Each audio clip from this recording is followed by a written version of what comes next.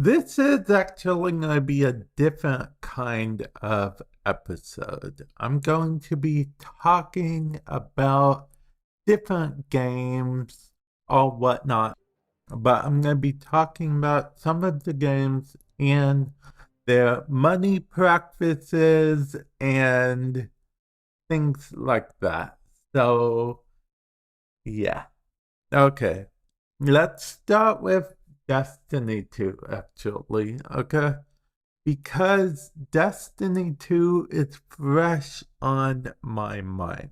The reason it's fresh on my mind, because my nephew, of all things, my nephew is, or rather, he was a big fan of Destiny 2. I say was because he would get on with his friends, and sometime I would get on with him and we did some missions and stuff. The other day we actually did a Vanguard strike. Well, he has been getting into another game lately, and I asked him what made him decide to switch games and stuff.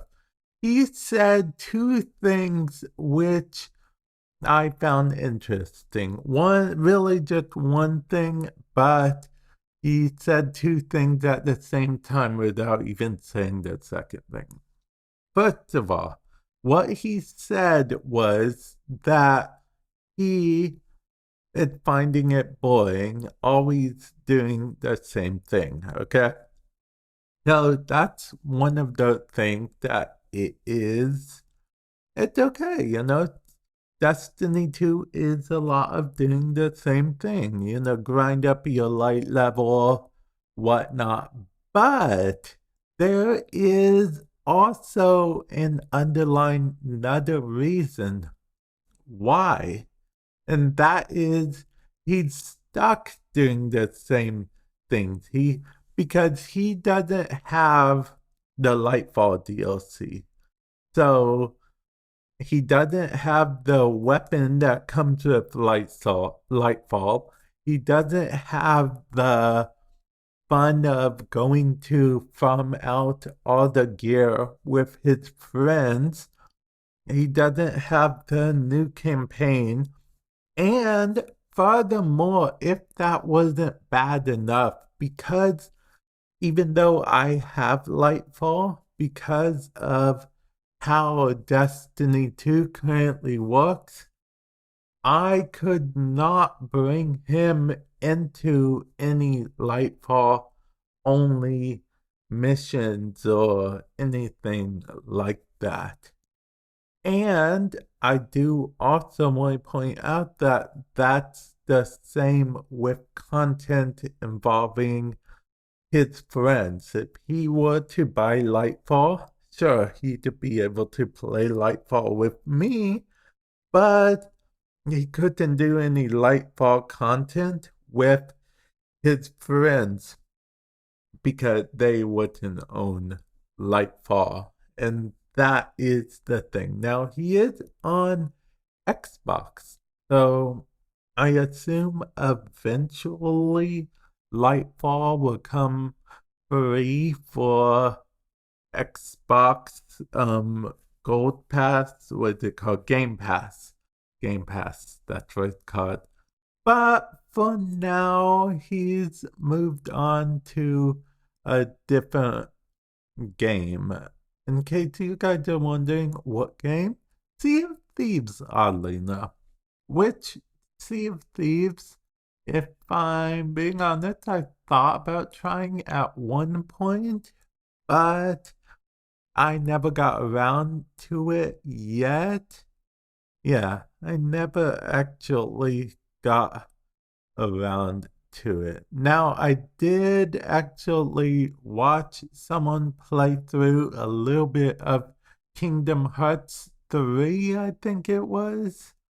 And they said that there was a part that seemed a lot like Sea of Thieves. And then in my mind, I was like, Well, I may as well have played Sea of Thieves just now. And then I never actually ended up playing it. But yeah, that is what happened with the Destiny 2 thing. Now, moving on to the whole thing about, what is it called? Marvel Snap. Marvel Snap, it's very weird to go from a console slash PC game like Destiny 2 to talking about Marvel Snap, which is a PC but primarily mobile game. It's more like a mobile game with a PC port at this point. But yeah, the reason I'm going to it straight to it, because in the past, I would say 2 months, February and March, yeah, I ended up spending a good amount of money on both of these games, Destiny 2 and Marvel Snap. Oddly enough, the same amount of money on both, just about. And it occurred to me that things are a lot different than they used to be. I mean, it's just really hitting that home, I guess, is what I'm getting at. Because back in Destiny 1 days, or back, I guess, in the Game Boy Color days and stuff, would be the best comparison to mobile games. Yeah, Game Boy games would be the best comparison we have. But anyway, back in those days with Destiny 1, you bought the game and you had it. I guess was uh, there was one big expansion, I guess, which was the Taken King, but for the most part, other than that, you bought the game once, you had it, and then I remember playing, what is it called? Why am I spacing out on what this game is? Dragon Age. Dragon Age. There we go. I remember playing Dragon Age 2, actually. I enjoyed it quite a bit. I enjoyed it quite a bit. But yeah, Dragon Age 2, and then on the mobile or Game Boy side, we had, of course, Pokemon, but I did play Mega Man Battle Network too. I loved Mega Man Battle Network. It was brilliant. One of my games that I went through. That's why I'm so happy that we are getting a version of Battle Network. I am so thrilled that we're getting a legacy collection. I'll probably end up playing it on my YouTube channel. I'll probably end up playing it on my YouTube channel. And I think that's great. I mean, I might consider streaming it too. I don't know, but I'm definitely going to be playing it. It's going to be awesome. Mega Man Battle Network, enjoyed it so much. All the hours. Okay, I'm getting way off topic, but I decided that I think I can go through a bit of nostalgia. But anyway, back to the stuff. We also have Pokemon, and I'm talking about Game Boy Color, maybe Game Boy Advanced as well. Pokemon. I'm not talking about the Pokemon we have now. Or maybe to a point I am, because basically Pokemon without DLC. But see, Game Boy Color and Game Boy Advance, that was before Nintendo discovered the power of internet.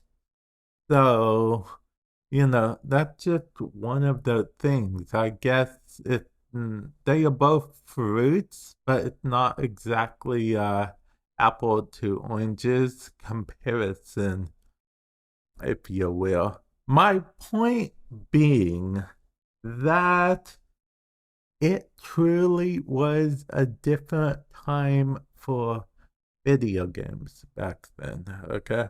Now, it just typically a lot of games go under the whole free to play model. I won't say free to play in air quotes if I can, because a lot of free to play games these days are not really free to play, in my opinion. Now, with that said, yes, you can technically choose to just not spend money. It's like, oh, have self control. No one's making you spend money. Shouldn't you want to support the developer? Yeah, yeah. I mean, making a game that costs a lot of hours and a lot of money. So I understand supporting the developer, but there's a difference between supporting the developer and setting up the game to restrict you a lot if you don't buy such and such. Now, Marvel Snap is actually a bit different. It's a mobile game. Mobile games are known for their either gotcha mechanics, like a gotcha style game, and different things like that. In Marvel Snap, you can technically win a good amount of game with spending no money, a fully free to play account, because you are guaranteed pull one card, so you're guaranteed to pull two cards eventually, and you're guaranteed pull three cards over time, probably, maybe. It's kind of RNG, so maybe not guaranteed, but then again, guaranteed. Whereas with a game like Destiny 2, you're paying for the ability to play with your friends, new missions and stuff, but they can only play with you if they then have the thing. So you're talking about a commitment there. So you're like, oh, it's free to play. I'm going to check it out. It's cool. It's awesome. But then it's like, okay, fine, you can check it out. But if you want to play these missions with your friend, then you're going to have to pay $20, $50, $100 right away on this game. You don't even know if you play beyond just one time. But with that said, there is the argument to be made that it's worth it to play with your friend. Now, the only reason I am even making that argument is because I have a friend that is like that sometimes. Okay, so she has been my friend for a long time, and when she first did it, I was super shocked. It was this $30 sing-along game, I think, 30, 60, somewhere around there. It was a sing-along game. Yeah, I sing sometimes. But yeah, it was a sing-along game. We only played it once and then never again. She ended up spending the money for it and whatnot, and then we never touched it ever again. I asked her one day, why aren't we ever playing it again? If you didn't get the full value of your money, did you? Her answer surprised me because her answer was yes. Her answer was she enjoyed us playing the game that time. So you will have some cases like that, I feel. If you have the DLC already and your friend has some extra money lying around, or you'll have some extra money lying around to buy the thing for them. That is a way around what I'm saying. And now I just made my point and argued that point, so I'm literally in the middle of a debate between myself, apparently. But yeah, that's the thing on there. But long story short, circling around, my nephew ended up playing a different game. Now, my nephew actually has Game Pass. So, games like Sea of Thieves and stuff. And I believe Sea of Thieves is multiplayer, so I believe he plays them with his friends and stuff. You know what games I want to see more of? Anime style games, like JRPG style anime game. Not just JRPG like the Tale series. Games like, there was this One Piece game. I think it came out already. It's One Piece in the JRPG style. And I don't know, it kind of speaks to me. I'm not up to date on One Piece. I'm like maybe roughly around 200 episodes behind, maybe. Okay, but that's by design. I almost caught up one day, but then I was like, no, no, no, because I like binge watching One Piece. I'll be honest. One Piece is one of those animes I prefer binge watching because there's a lot of nonsensical episodes.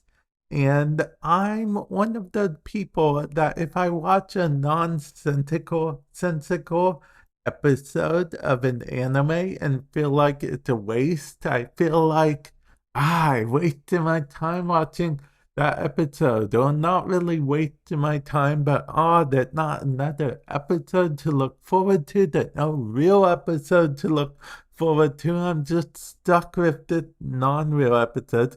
It's like the Naruto flashbacks all over again. Flashback, filler episodes. Naruto had so many filler episodes. It's like you would get maybe 5 minutes of the actual battle, and the rest would just be filler. And then after the intro and outro, it was just over. So yeah, that's my opinion on there. And yeah, I told you, I guess you could count this episode maybe as a nonsensical episode toward the end anyway. I think I made some valid points in the beginning. I think.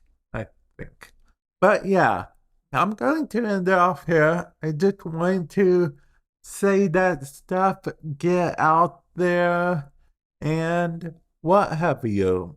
I think sometime during that whole thing, I sounded like an old man reminiscing on the good old days where you could buy a video game for $20 to $60 and play it all without having to worry about the game being completed in a DLC.